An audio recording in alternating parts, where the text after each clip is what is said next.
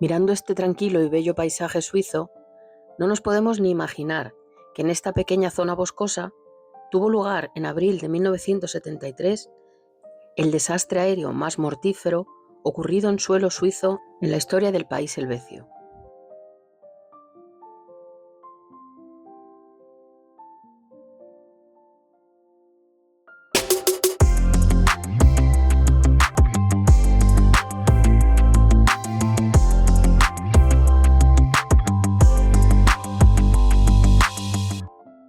Los habitantes de esta granja de Hochwald, en el cantón de Solothurn, fueron los primeros en ayudar a las víctimas del terrible accidente aéreo del vuelo 435 de Invicta Airlines.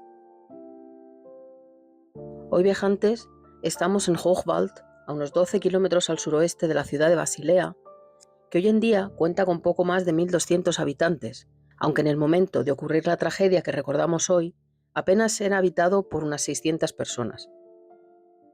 La mañana del 10 de abril de 1973 amaneció fría y nevada, cuando una tormenta de nieve, en Basilea, redujo la visibilidad de toda la zona, acrecentando aún más la sensación de frío. El vuelo 435 de la compañía inglesa Invicta International despegó del aeropuerto de Bristol, Inglaterra, con dirección a Basilea a las 7:19 de la mañana de aquel martes 10 de abril de 1973, llevando 154 personas a bordo, 139 pasajeros y 6 tripulantes.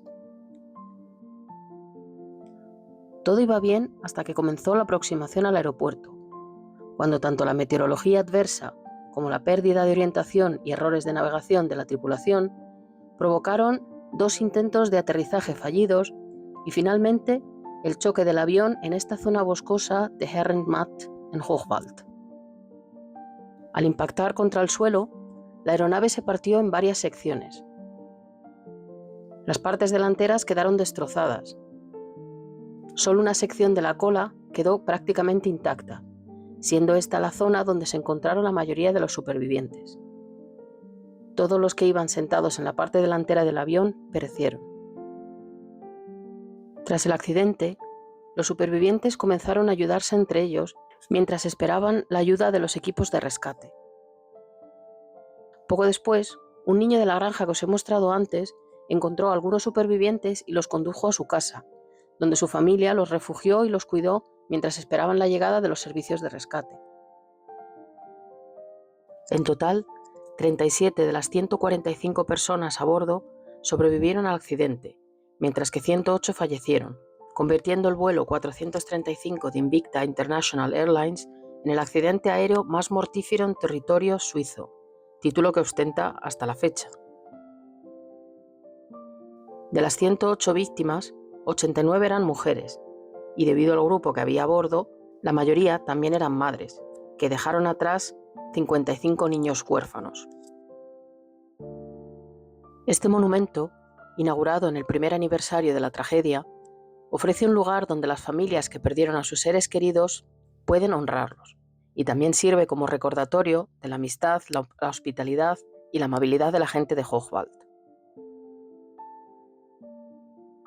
Está compuesto por una gran piedra con una placa metálica con la siguiente inscripción: a las 108 víctimas del desastre aéreo del 10 de abril de 1973, el gobierno cantonal de Solothurn, el gobierno británico, Invicta Airlines y las comunidades afectadas del suroeste de Inglaterra.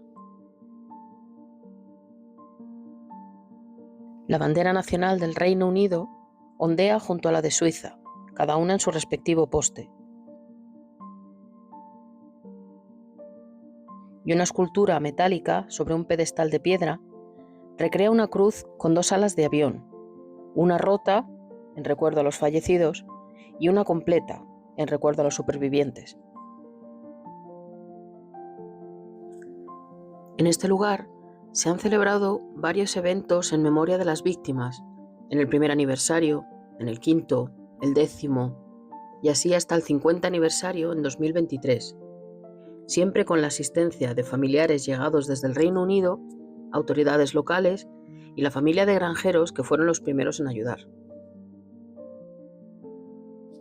La tragedia del vuelo 435 Provocó mejoras significativas en la seguridad aérea al evidenciar fallos graves en la navegación y la gestión de la tripulación.